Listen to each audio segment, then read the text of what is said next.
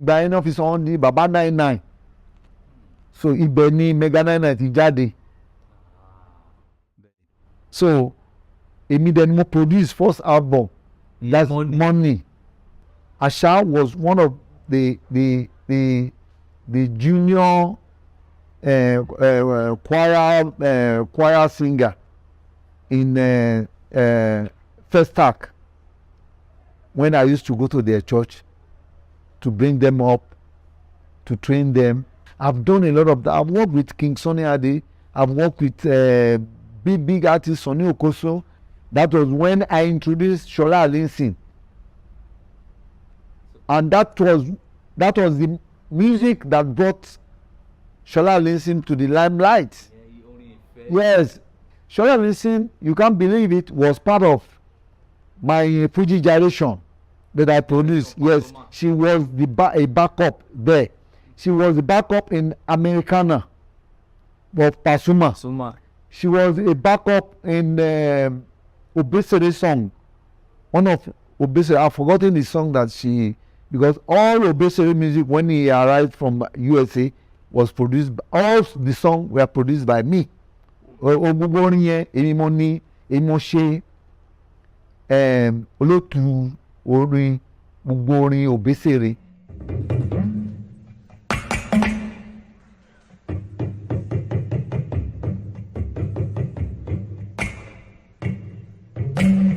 Artists and musicians have always been regarded as being very creative people.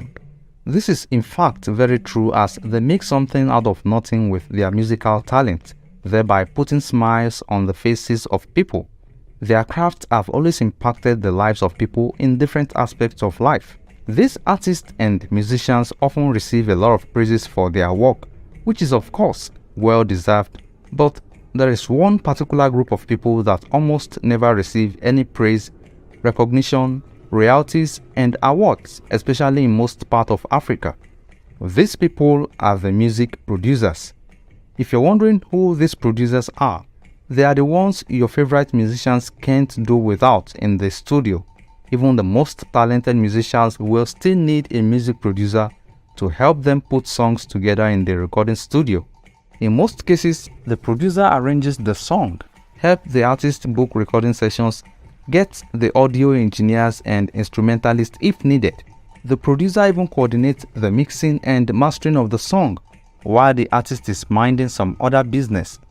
In the 90s and 2000s, the music industry in Nigeria enjoyed even more success. A lot of new musicians were introduced, and these musicians went on to record so many hits in different genres, from Fuji, Afro, Gospel, Reggae, and so on. Among these musicians, one name in particular was very popular. It was Julieking. Julieking produced a lot of the albums that were popular in that era.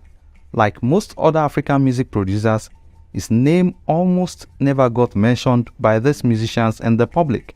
I had the privilege of interviewing him, and he said a lot of things that I believe you will find interesting.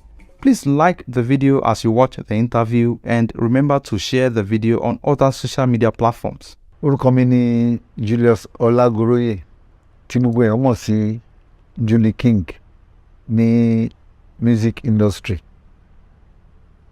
Mo jẹ́ ọmọ ìlú méjì ní bí mo ṣe wà yìí.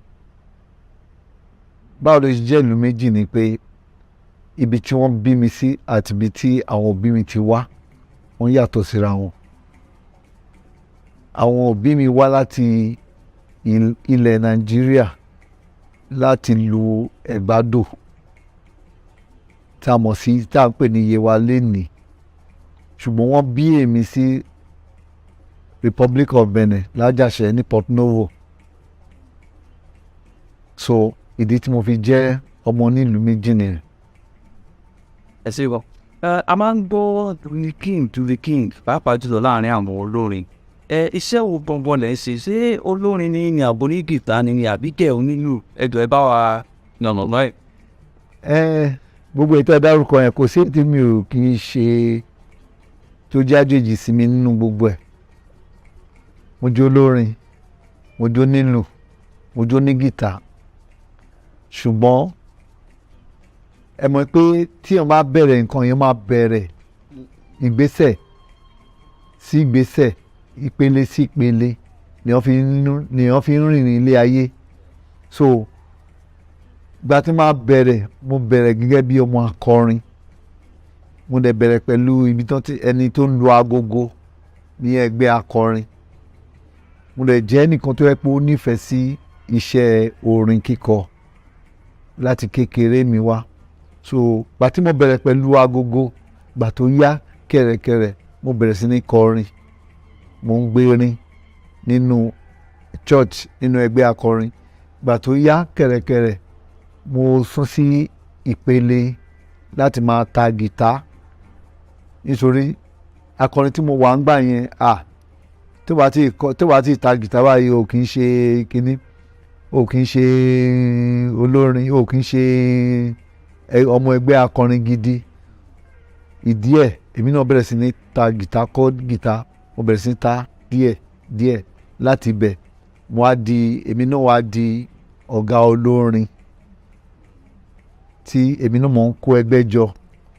Láti ibi tí mo ti di ọ̀gá olórin tí mò ń kó ẹgbẹ́ jọ, ibẹ̀ lèmi náà ti bẹ̀rẹ̀ sí ní ìmọ̀ láti jẹ́ producer tí àwọn Yorùbá ń pè ní olóòtú orin. Ibi tí mo ti bẹ̀rẹ̀ ṣe production nìyẹn. So production yẹn ni mo ń ṣe títí di èní. Ẹ ṣeun. Ọ̀pọ̀lọpọ̀ ló ti gbọ́ àwọn iṣẹ́ tẹ́ ti ṣe ṣùgbọ́n tí wọn kò mọ̀ pé ẹ̀yin lẹ ṣe olóòtú àwọn orin wọ̀nyí. Ẹ jọ̀ọ́ kán lè mọ àwọn iṣẹ́ wọ̀nyí. Ẹ bá wa dárúkọ àwọn iṣẹ́ tẹ́ ti ṣe àtàwọn olórin tẹ́ ti bá ṣiṣẹ́ káwọn èèyàn lè mọ̀. Máa wá dárúkọ àwọn olórin, mi rò pé àsìkò lè gbà wá láti fi dárúkọ àwọn olórin tí mo ti bá ṣiṣẹ́, ṣùgbọ́n máa kàn mẹ́nuba díẹ̀díẹ̀ nínú wọn tó jẹ́ àwọn tí mo ti bá kọrin. Ìgbà tí màá bẹ̀rẹ̀ gan ẹgbẹ́ akọrin mo ti bẹ̀rẹ̀, that is ní Makoko CCC Makoko International Headquarters ni mo ti bẹ̀rẹ̀ sí ní lu clef láyé akọrin. Láti bẹ̀ ni mo ti bẹ̀rẹ̀ sí kọ́ gìtá títa ní Makoko. Lẹ́yìn ìgbà tí mo kúrò ní Makoko mo wá lọ sí CCC Mafuluku 1. CCC Mafuluku 1 ni church tí ìyá mi dá sílẹ̀, tí ìyá mi jẹ́ ìyá àjọ wọn ní Mafuluku Model Parish tó wà ní Mafuluku Airport Road. So ibẹ̀ mo ti bẹ̀rẹ̀ sí á ta gìtá díẹ̀díẹ̀. Ibẹ̀ ni ẹni tó máa kọ́kọ́ ra gìtá fún mi tó yẹ à ń pè wọ́n ní ajínrere, bàbá ajínrere ńgbà yẹn, mo ti gbàgbé orúkọ wọn. Àwọn náà kọ́ ra gìtá fún mi tí mo bẹ̀rẹ̀ sí ní play díẹ̀ kó tó di pé gbà tí mo á dé CCC Iriakari Parish ní Ìsọlọ̀. À ń pè bàbá kan honourable ni wọ́n nígbà yẹn, ní bàbá Àsújẹ̀ ni wọ́n pè.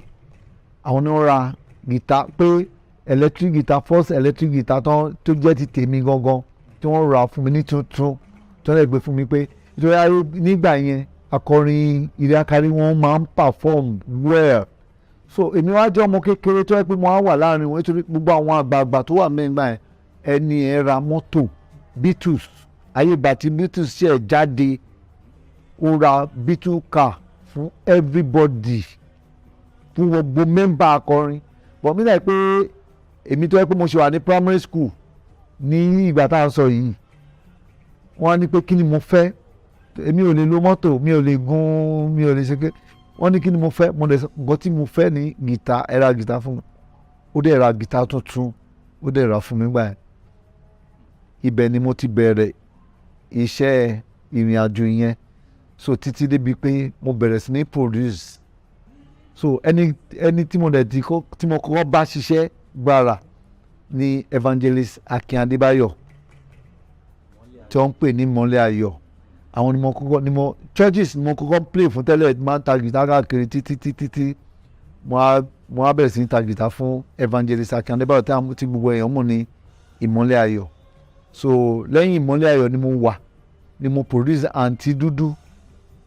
A máa ń pè mọ́mí ẹ̀ ní Àǹtí Dúdú olórúkọ kan ọmọ dúdú la máa ń pè wọ́n gbà yẹn so àwọn náà jẹ́ kí n produce madam yẹn gbà yẹn so tí bá ń gbọ́ ìmọ́lẹ̀ ayọ̀ máa sìn wá lọ that was where I started from.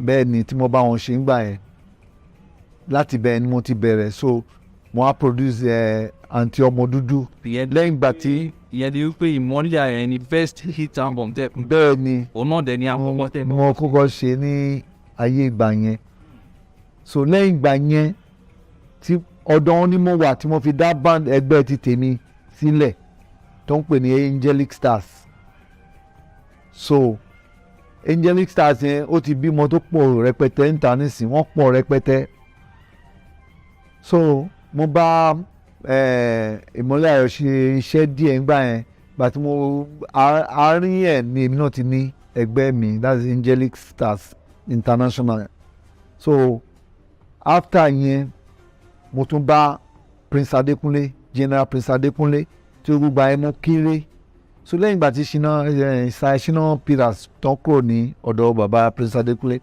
èmi ni bàbá rí wọ́n rí mi tí mo ti ń play nínú church wọ́n sọ ẹja mú ọmọdé yìí ká fàmúra bó ṣe pè mí sí ilé wọn nìyẹn. ní ọdún wo ni. That was around 1980 it should be around 88 89 88 89 ìgbà yẹn ni mo bẹ̀rẹ̀ sí ní tẹ̀lé wọn díẹ̀ gbà tó máa di around 86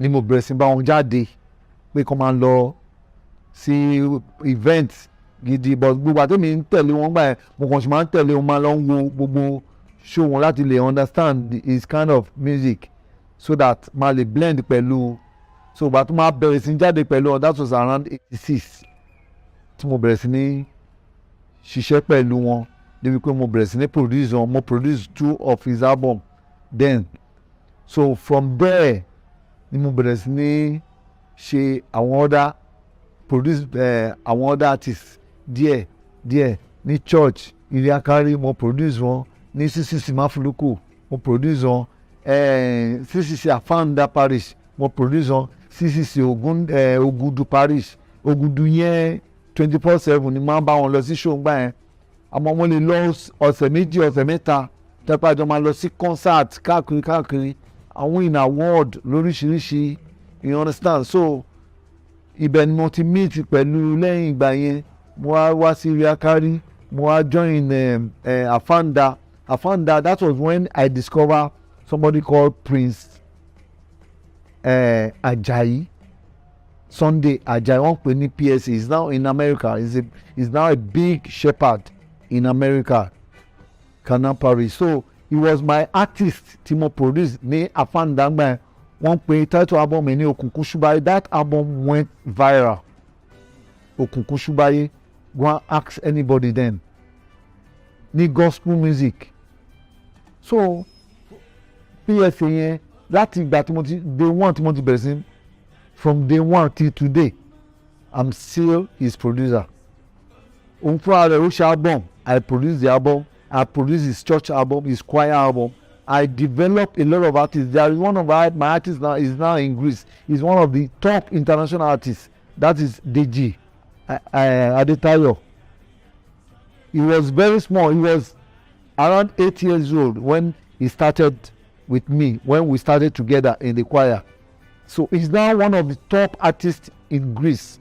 One of the top artists in Greece. He's a very good guitarist. But he started in singing. He was very small when he started singing in the choir. So from there, we more train one. So there are a lot of things. Asha, you know Asha herself. Asha was one of the junior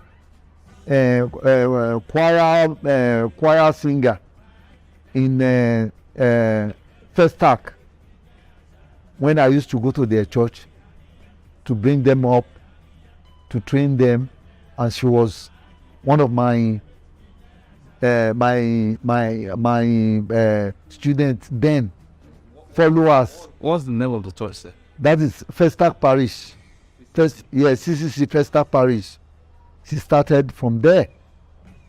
Kododiko travel out. He travel out. Bolon Shefunuri of Ednie. She's now an international artist. Worldwide artist. So from there, I started developing. From my experience, I started grooming a lot of artists that passed through me. A lot of them. So I've worked with some people like PK First. That's Akande Obesere. I work with Abbas Akande Obesere, what do you call it, Agbaki of Yoruba land in the music industry. And Pasuma, that's Wasiu Alabi. Pasuma is one of my best artists that I ever produced, because I've learned a lot of things from him through the Fuji music. The same thing happens to Abbas Akande. Abbas Akande was the person that I started with, that put me through how to handle Fuji music. After that, I met with Pasuma, then met with Sule, Alao Malaika. I've worked with him. I worked with Saheed Osupa. So, but I met through these people through Mr. Gbenga Adeusi. Gbenga Adeusi was my privileged artist and a very good friend of mine. He's like a brother, he's like a father, he's like a friend. And through him, I learned a lot of things. I learned mo kọ́ a lot of things through wọn nípa pé kí ọ handle Yorùbá music, nítorí pé ìjìnlẹ̀ Yorùbá tí wọ́n bá sọ pé ìjìnlẹ̀ Yorùbá ẹnu Gbenga Adeusi lẹ́dí máa bá. Kò sí, mi ò tí ì sí ọ̀rọ̀ náà tó le tí wọ́n lè tú palẹ̀. So that was the reason why I love him so much, and he's very, very creative. He's always original. So Gbenga Adeusi is the kind of person that gave me the privilege to meet with most of the the big artists in the industry today. So, and I was the one that produced his first album, that is Itunu. Go and listen to that song. Ìjì ayé kò ní gbé wa lọ, ìjì ayé kò ní gbé wa rè, pẹ̀lẹ́ la ó tukọ̀ wá. That was my first album with Gbenga Adeusi. náà lè ṣe ológo dídán. All his music from the beginning to the end.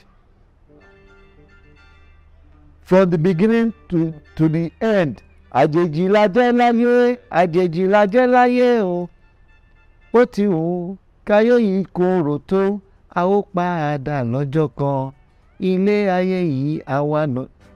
They are my jobs. They are my productions. You understand? Ire Ayọ̀, I did it. All his music. So, the man has been so nice to me, has been so glorious. Gbenga Adeusi, that's the person called Gbenga Bayowa International. Yes. So, through him, I met with a lot of artists. If you listen to Gbenga Adeboye's music, I was part of the song. So àwọn iṣẹ́ ẹ dárúkọ Gbenga Adeboye, sí àwọn iṣẹ́ Gbenga Adeboye náà lábẹ́ ọ̀dọ̀ Gbenga Adeboye. No, it was the last song where orin tó gbàtí a máa ṣe tribute to Gbenga Adeboye. That's the album that I did. That was when I introduced Shola Alinsin, and that was the music that brought Shola Alinsin to the limelight. Yes, it was true tribute to Gbenga Adeboye that Shola Alinsin was able to get a deal from Dudu Heritage, because Dudu Heritage and Gbenga Adeboye were friends, and Dudu Heritage was a film producer. So we did that song for Gbenga Adeboye tribute then he now wanted to use somebody for that album, that soundtrack. That was when he called on Shola Allyson to come and do the singing for the soundtrack of Eji Owuro. So it was Eji Owuro that brought Shola Allyson to the limelight. You call the producer album Shola? No, I was not the one that produced the album, but Shola Allyson was one of my backup. Shola Allyson, you can't believe it, was part of my Fuji generation that I produced. Yes, she was a backup there. She was the backup in Americana of Pasuma. She was a backup in Obesere song. One of Obesere, I've forgotten the song that she, because all Obesere music when he arrived from USA was produced, all the songs were produced by me.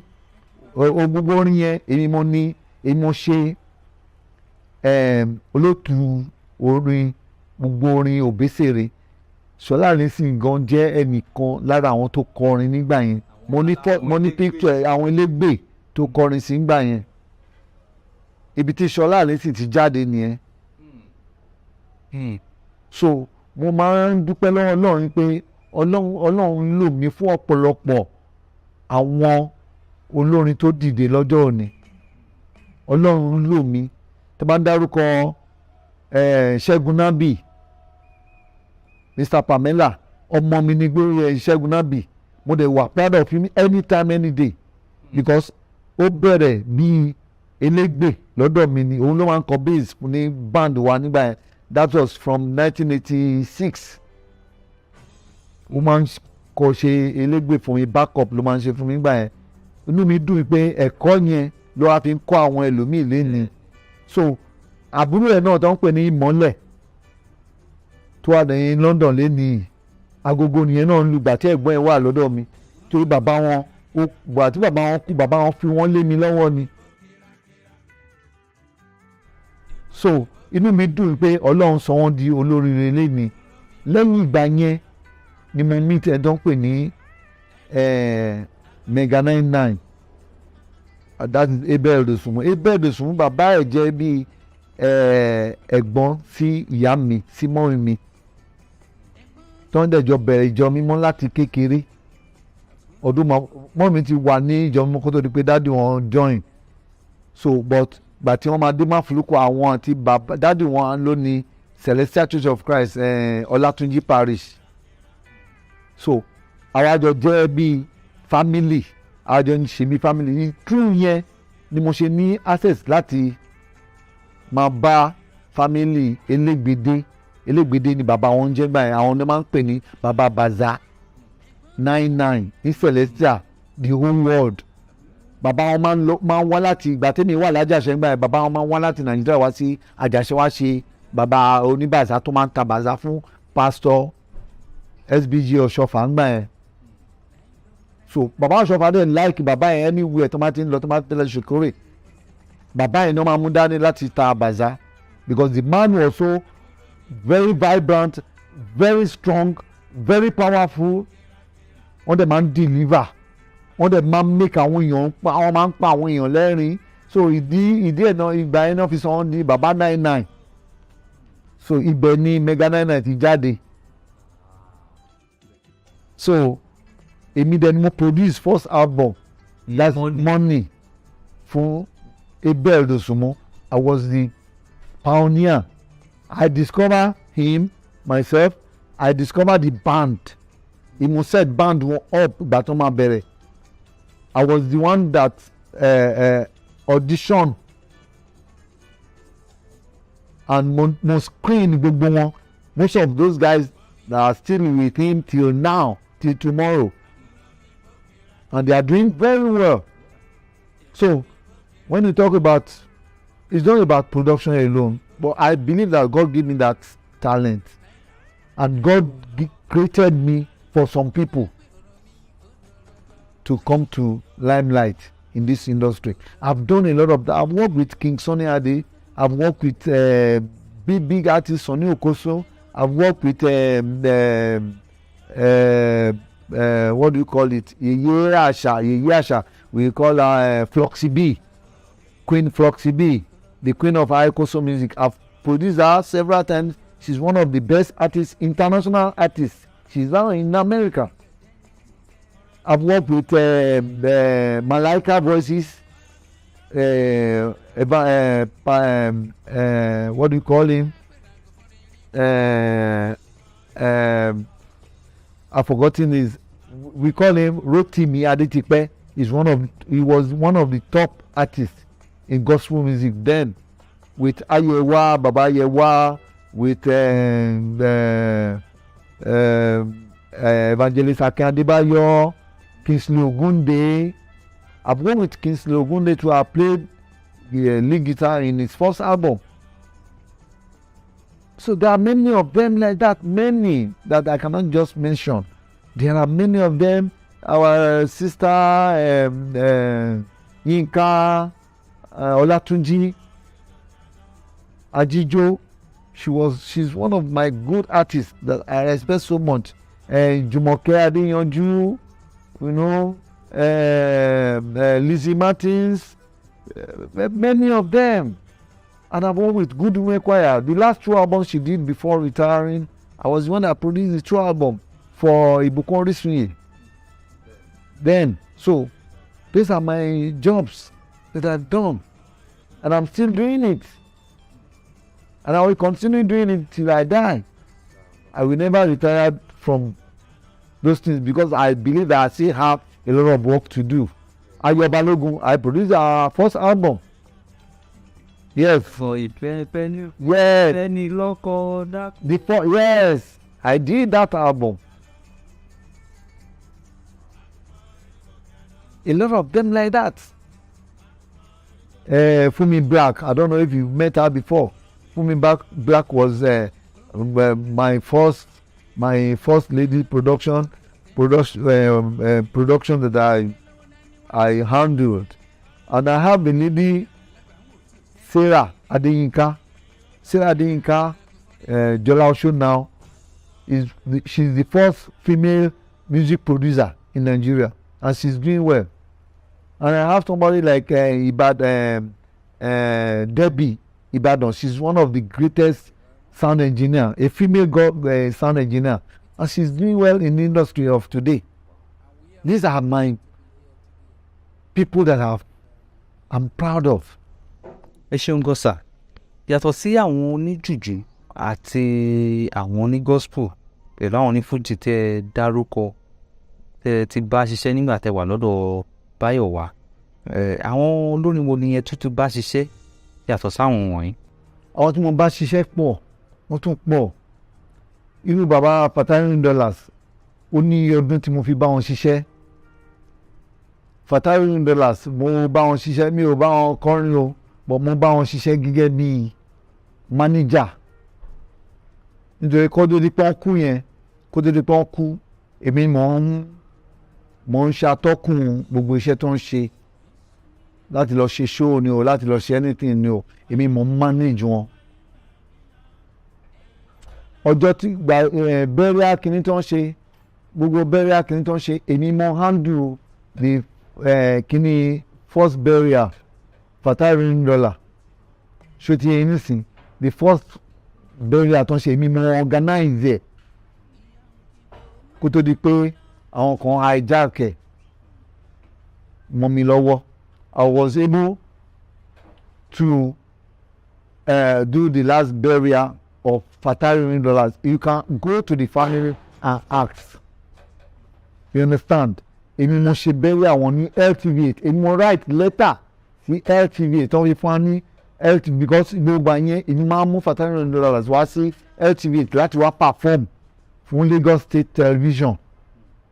So they were able to give us the blue roof to make use of for the final burial of Baba $100.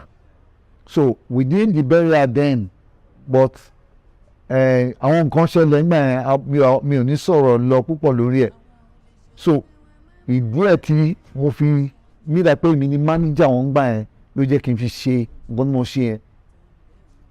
Ó pẹ̀lú nǹkan tó yẹ pé kíní yẹn affect family yẹn, because during that time I wanted to establish Fatai Rolling Dollars Memorial Band, but I was unable to do that due to some reasons.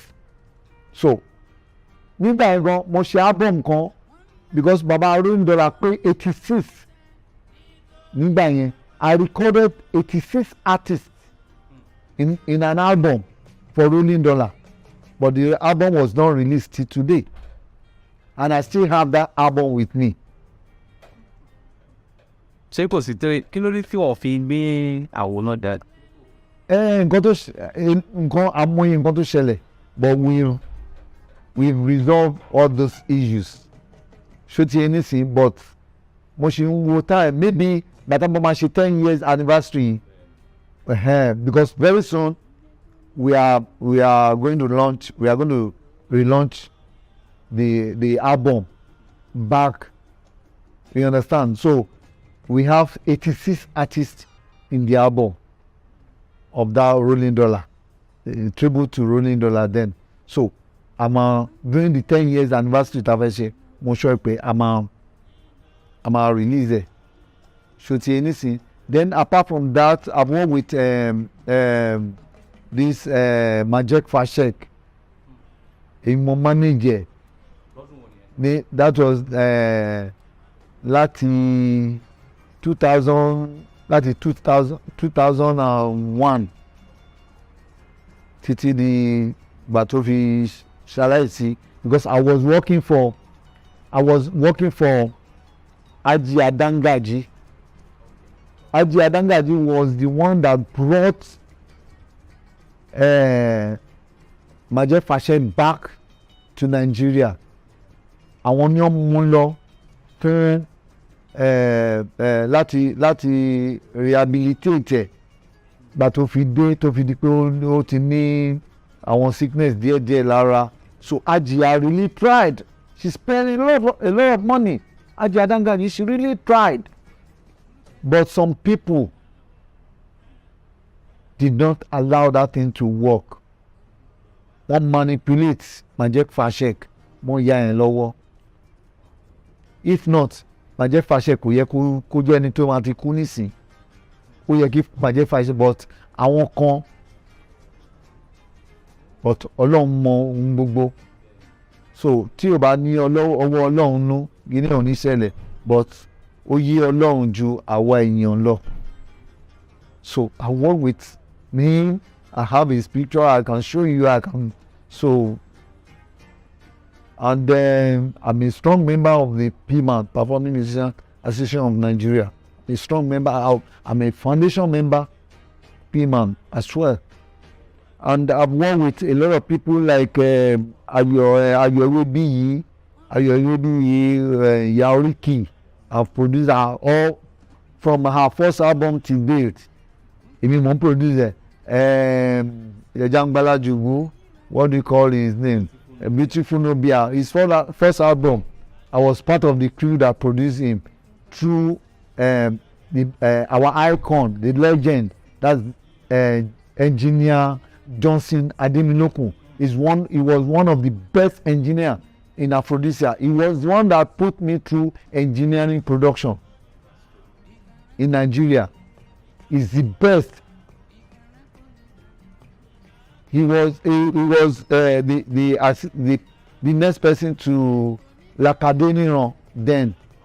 So Lakadeniran was one of the best engineers for many icons in this country. Starting from Baba Ogunde,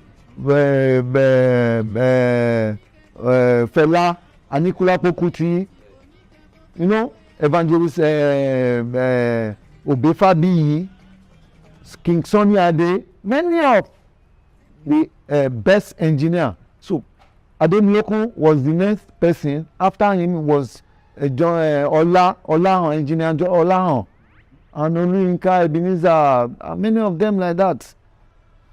and I was there working alongside with them in the studio then in Aphrodisia. So mi ṣe ọmọdé when you talk about music production or anything music in this country. You understand? So many of the artists that I work for, I've worked with as Ajoke Solution, Inri Church. I produced their first album, that is Primate Ayodele. Yes, the church's first album. I was the one that produced the album. Fenomi, that the new gospel artist that is going places now. Fenomi, Golden Angel was discovered by me, and she's trending now. Fenomi. So she's my baby, she's my kid. I love her so much, and she's doing well, both her and her mom. So Golden Angel was my product. So there are many of them like that I cannot just mention. Bosse Adekunle, many of them. ẹ ṣe gan sà. ẹ ṣeun gan sà. lóòótọ́ ẹ ti ṣe àwọn olóríṣiríṣi. Bàbá ní ká máa dárúkọ iṣẹ́ tẹ́ ti ṣe, a sì máa wà ń bẹ̀ dọ̀la ni. Dọ̀la wọ́n pọ̀ o. Wọ́n pọ̀ o. Mo fẹ́ bèrè kíní kan, àwọn olóyìnbó máa ń pe kíní kan ní royalties, léyìí tí ń ṣe iṣẹ́ àjẹmọ́nú iṣẹ́ ọpọlọ tíyàn bá ṣe. Mo fẹ́ bèrè pé ṣé ẹ ti gba royalties lórí àwọn iṣẹ́ tẹ̀ ń ṣe, àbí ẹ̀ ń gbà wọn kan lọ́wọ́lọ́wọ́? Àfi tí máa gbà lọ́la. Àfi tí máa gbà lọ́la. Pẹ̀lú gbogbo iṣẹ́ tẹ̀ ṣe. Kò sí royalty tá à ń gbà ní royalty Ọlọ́run tọ́lọ́run fún wa, tọ́lọ́run bùkún fún wa lọ́nà míì. Lọ́nà míì. Nítorí pé gbogbo àtà bẹ̀rẹ̀ kò ẹ̀mọ̀ orientation production gbà yẹn ó ti wà limited to some people. Àmọ́ ìgbà tí mo bá Uncle Julieking sí ìgbà táwọn ṣiṣẹ́ Ògúndé, I was the person that played the solo guitar in Kingsley Ogunde's album Kingsman. So tí a bá máa sọ ni ó yẹ kí n ti máa gba royalty láti bẹ̀rẹ̀ ibi tí mo ti ń play guitar fún kínní, because the album was produced by Julieking for Sony Music. Ṣọ́ọ̀ mi yẹ nísìn, but till today mi ò gba royalty yàtọ̀ sí owó tó máa fún wa pé ẹ wá ṣiṣẹ́ o, wọ́n á fún wa ní 5,000 ọ̀kan fún wa ní 2,000 pé kínní. Ní production tí mo ṣe fáwọn èèyàn, tí mo ṣe gbogbo àwọn Obesere, Pasuma, Alao Malaika, what do you call him, Saheed Òṣùpá, gbogbo àwọn yẹn peanut náà fún wa náà. Tí màá gba owó pọ̀ jù, mi ò gba 5,000. Kí ni mo fẹ́ fi 5,000 ṣe? But because of the passion I have for the music, for the industry, for the career, you know, I was just flowing. Could there anybody to let me put her through my brother? Can I sign contract? It was late. That was just saying now. And I said, "Well, we could sign contract. We could say, well, we could she was also." One saw it was late hour. Only anything about the gangan ni Mega 99. Yes, but wọ́n wò pé nǹkan tí máa ń fìrì lára tí máa ń fìrì ni pé ó máa ń dàbí pé bóyá mo fẹ́ cheat ẹni yẹn, mo fẹ́ force ẹni yẹn, mo fẹ́ force ara mi lórí ẹni yẹn pé ẹni ìkíní wa nǹkan tó hàn kọ́ wa láti tí a ti wà use mọ́ láti lẹ̀ ẹ̀mọ́ nǹkan tó máa ti kọ́ láti lẹ̀ ló máa múyàn lára títí yẹn máa fi but we were not taught that this is the way you have to handle the product. Then you put our through. But we were just doing it for the passion's sake. So, ó pẹ̀lú nǹkan tí ó affect lórí ọ̀rọ̀ tó béèrè yẹn, kò sí reality o. kò sí royalty but àwọn kan wà tó ń gba royalty yẹn lẹ́yìn wa tá a dẹ̀ mọ̀ wọ́n ọjọ́ rẹ̀ ò tí ì tó ọjọ́ tí a máa ṣí ìwé kan ọjọ́ yẹn ń bọ̀. ẹ̀jọ̀ sá ìgbésẹ̀ wa ni ẹ̀yin ń gbé báyìí láti rí gbé irú pọ̀ bẹ́ẹ̀ yẹn. ìgbésẹ̀ àwa ti ń gbé ìgbésẹ̀ but ìgbésẹ̀ tá à ń gbé yẹn ni pé kí our music producers can come together to fight for our rights. That's the only solution because union ta ni union ẹ kò care nípa anybody. That is P-Man doesn't care about anybody anymore. It was before ìgbà tó ń bẹ̀rẹ̀ nígbà aláìyá àwọn ọgbà King Sunny Adé àwọn Tony Okoroji làwọn ni wọ́n care but lately kò sí ètò kan wọn àpò ara wọn ní gbogbo ń jà fún. àwọn producer dẹ̀ ló ń ṣiṣẹ́ tó. yes wọ́n ṣe náà yes we are the king makers in the industry. láìsí producer kò sí artist. You understand because kò sí nǹkan tó fẹ́ play nísìn èyí máa sọ fún ẹni nǹkan tó máa play sí nílé nǹkan tó máa concept tó máa lò láti fi develop your kind of music. You need to be creative, you need to do this, you need to add this. You understand? But most of our producers of today, they don't know that. And we need to create beats because most of them hip hop, they don't know anything.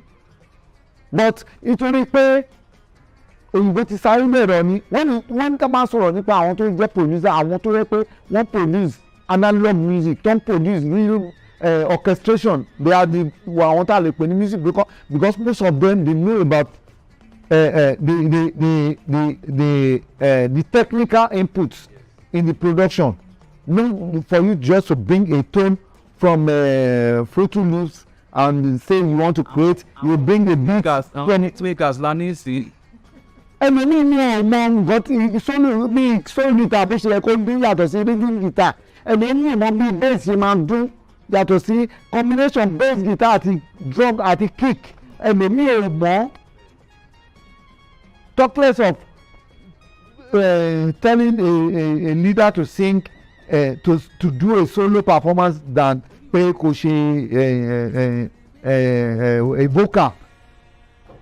ẹlòmíì ò mọ the differences nínú solo performances yàtọ̀ sí vocal singing wọn ò mọ̀ and they call themselves music producers. These are the things. ẹ ṣeun kábẹ̀rẹ̀sì máa ká gbọ́ ẹ̀ lẹ́sẹ̀ ńlẹ̀ ẹ jẹ́ ká sọ̀rọ̀ nípa àwọn orin tí díẹ̀ ẹ dárúkọ ẹ sọ̀rọ̀ nípa ẹgbẹ́ tẹ dá sílẹ̀ nígbà kan. yes ṣé ẹ ṣe àwo kọ̀ọ̀kan. nígbà tí mo ṣe tí a dá ẹgbẹ́ yẹn sílẹ̀ nígbà yẹn èmi ń gbà yẹn Sunday Ẹkúndayọ̀ Ṣẹ́gun Nábì Ṣẹ́gun Kúpọ̀níyì blessed memory àwọn wọn ti ṣaláìsí nísìn. These are the people tá a jọ bẹ̀rẹ̀ nígbà yẹn Bọ́mí Bùnmi Kúpọ̀níyì Fúnmiláyọ̀ Kúpọ̀níyì many of them lẹ́dá tá a jọ bẹ̀rẹ̀ Níyì Adétúlà Chukwudi. No, these are the people that started the band. Níkẹ́ Oyèwọlé Folúkẹ́ Ọ̀páládé. There are many of them like that. Tájọ bẹ̀rẹ̀ ńgbà yẹn a ṣe album. We had about 4 albums to our credit. The first one is Jẹ́jẹ́ Láyé Gbà tí gbogbo èèyàn tí the known song then. That was in 1985. That was when I released the first album. Then I was that was in 1983. I released first album by mo ní class 3 ní secondary school. Nígbà yẹn a ṣe ni mo fi ṣe album yẹn. So bàtà ṣe ń gbà yẹn ọ̀bẹ ni mo ti kọ ọmọ rere láṣọ mi o èso wẹ́wẹ́ wá súnmọ́ mi tó bá yá má ṣe gbàgbé Jésù èso wẹ́wẹ́ wá súnmọ́ mi. That album was first promoted in Radio Lagos by Lékan Ògúnbànwò and Tòkunbọ̀ Ọ̀jẹ́kúnlé. ẹ dẹ̀ wà ní primary 3. I was in primary 3. I was in secondary school, class 3. Form 3 nígbà yẹn la máa ń pè So Lekan Ogunbanwo and Tokunbo Ojekunle were the people that called me, Julieking, bring this music. Wọ́n gba £1 lọ́wọ́ mi, wọ́n ṣe ẹ mọ̀ ayé kì í ṣe ayé ìsìn tó yẹ pé kán tó bẹ́ẹ̀ promote orin tó bá ti ṣòwò ọkùnrin wọ́n inú mi dùn à ń pè Baba Boogie mo ti gbàgbé orúkọ wọn o Baba Boogie nígbà yẹn wọ́n wà ní Radio Lagos. These are the people that use my song. Ibi tí Ọlọ́run ti bring mi dìde nìyẹn. Lẹ́yìn ìgbà yẹn a ṣe second album Ìbẹ̀rù Olúwa, the third album Ògo ní fún Baba, that was the third album.